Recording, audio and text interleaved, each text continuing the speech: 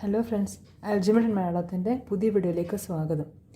നമ്മൾ ലാസ്റ്റ് കുറേ വീഡിയോസിലായിട്ട് arithmetic progressions എന്ന ചാപ്റ്ററിൻ്റെ റിവിഷൻ കംപ്ലീറ്റ് ചെയ്തിരുന്നു. ഇനി നമ്മൾ സ്റ്റാർട്ട് ചെയ്യാൻ പോകുന്നത് ട്രയാങ്കിൾസ് എന്ന ചാപ്റ്ററാണ്. അപ്പോൾ ആദ്യം ട്രയാങ്കിൾസ് എന്ന ചാപ്റ്ററിലെ മെയിനായിട്ടുള്ള കോൺസെപ്റ്റ്സ് ഏതൊക്കെയാണെന്ന് നമുക്ക് നോക്കാം.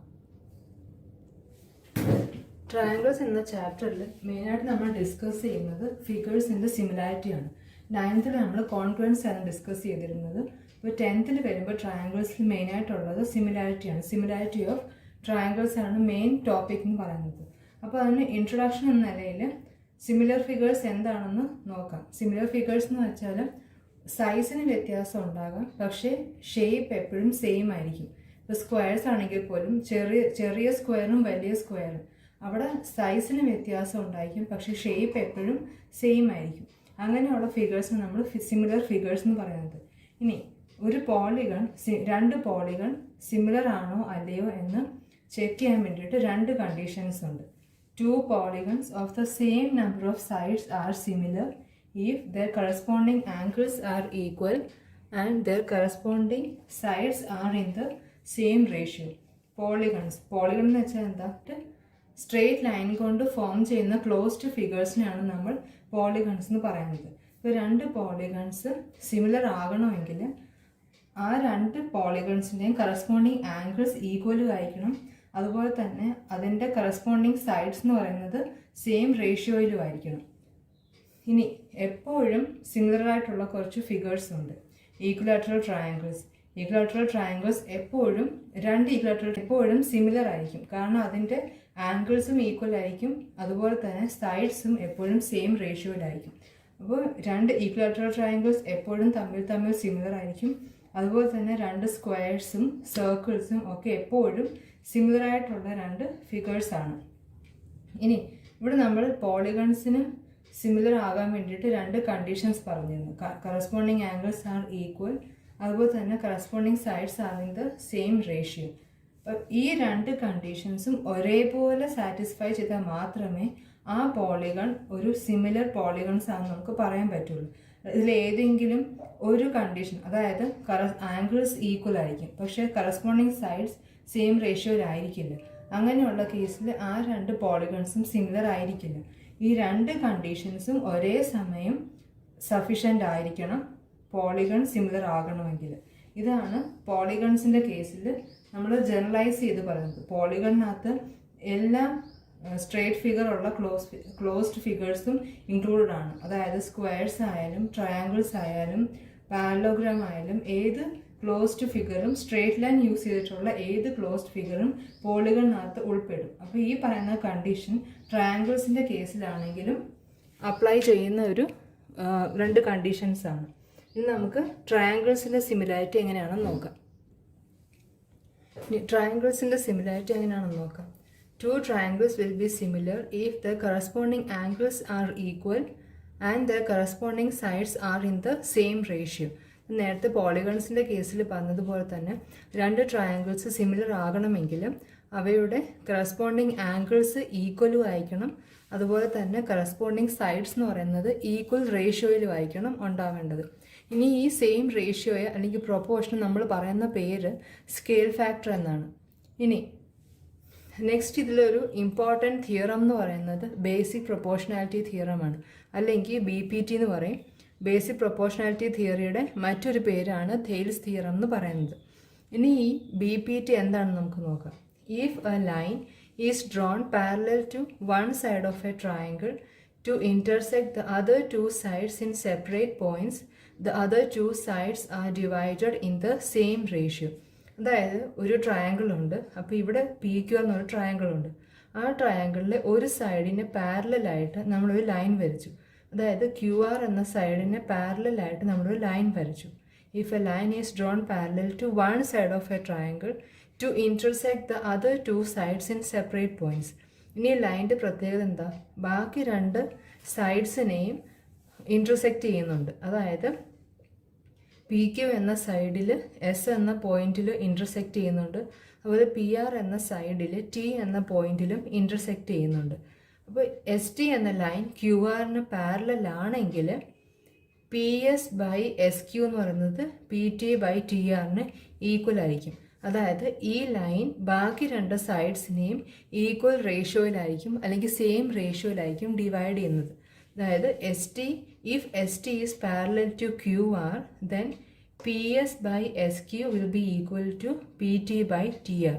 ഇതാണ് ബേസിക് പ്രൊപ്പോർഷണാലിറ്റി തിയറം അല്ലെങ്കിൽ തേൽസ് തിയറം എന്ന് പറയുന്നത്.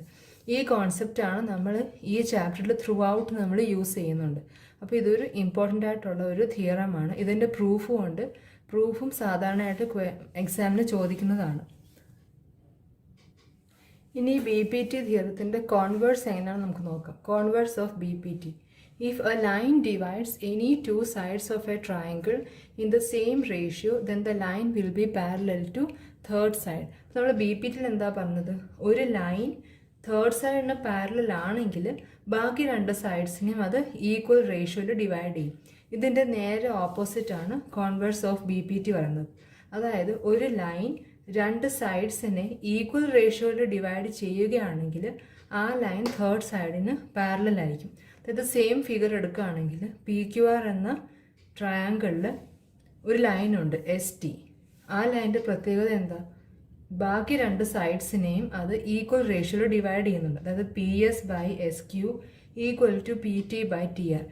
ആ ട്രയാങ്കിളിലെ രണ്ട് സൈഡ്സിനെ അത് ഈക്വൽ റേഷ്യോയിൽ ഡിവൈഡ് ചെയ്യുന്നുണ്ട്. P S by S Q equal to P T by T R. അങ്ങനെയാണെങ്കിൽ ആ ലൈൻ തേർഡ് സൈഡിന് പാരലൽ ആയിരിക്കും. Then S T will be parallel to Q R. ഇപ്പോൾ നോക്കുകയാണെങ്കിൽ ഇതിൻ്റെ ജസ്റ്റ് ഓപ്പോസിറ്റ് ആണ്. ഇവിടെ S T parallel to Q R ആണെങ്കിൽ P S by S Q equal to P T by T R ആണ്. Converse ആകുമ്പോൾ P S by S Q equal to P T by T R ആണെങ്കിൽ S T will be parallel to Q R.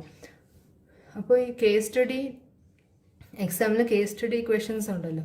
അപ്പോൾ ആ case study ക്വസ്റ്റ്യൻസിൽ ചിലപ്പോൾ ചോദിക്കാം ഏത് കോൺസെപ്റ്റാണ് ഇവിടെ use ചെയ്യുന്നതെന്ന്.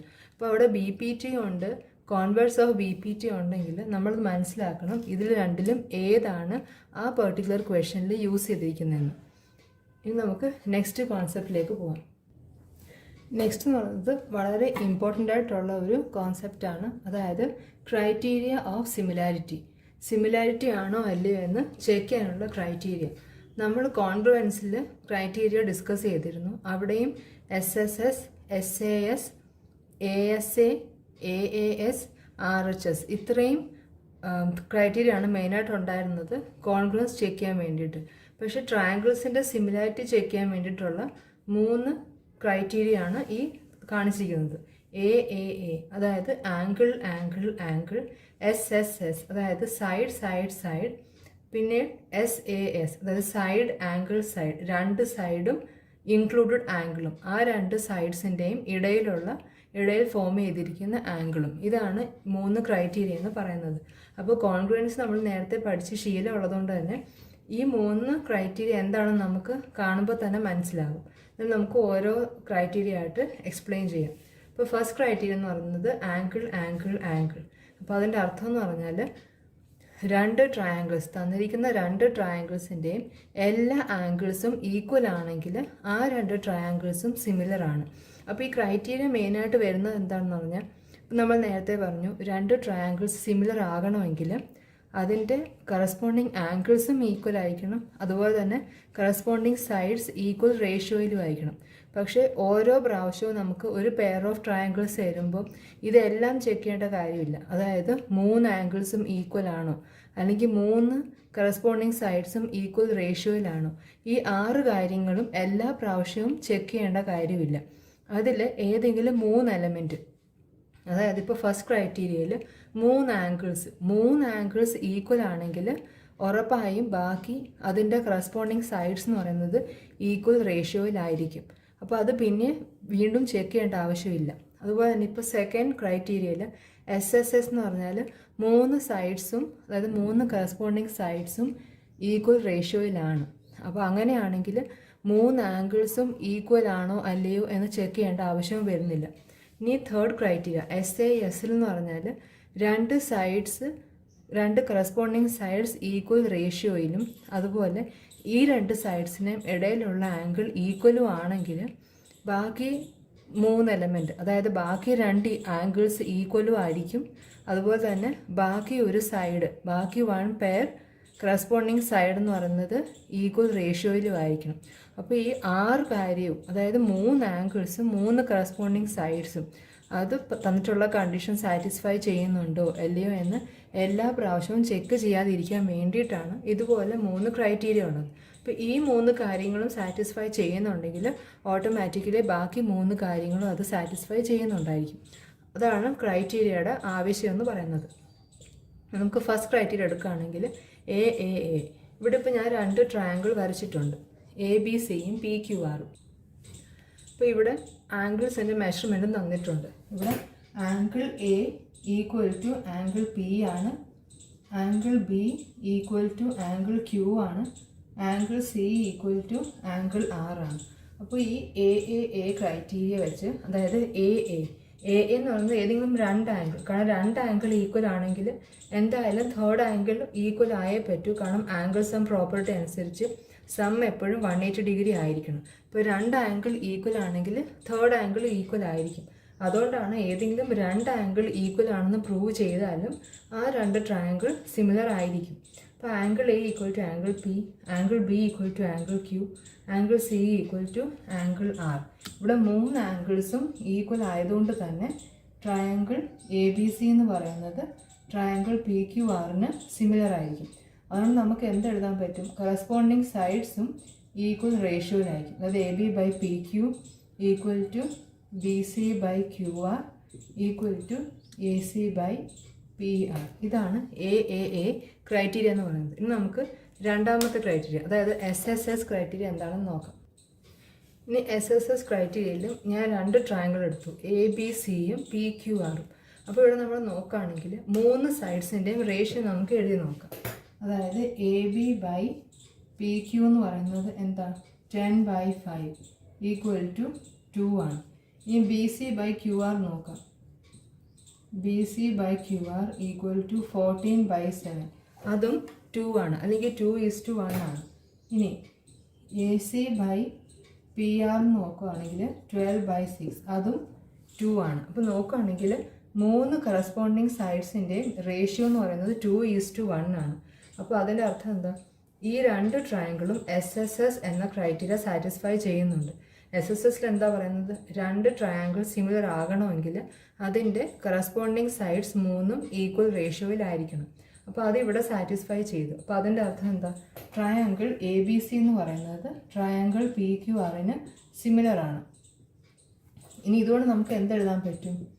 Angle A equal to angle P, angle B equal to angle Q, angle C equal to angle R.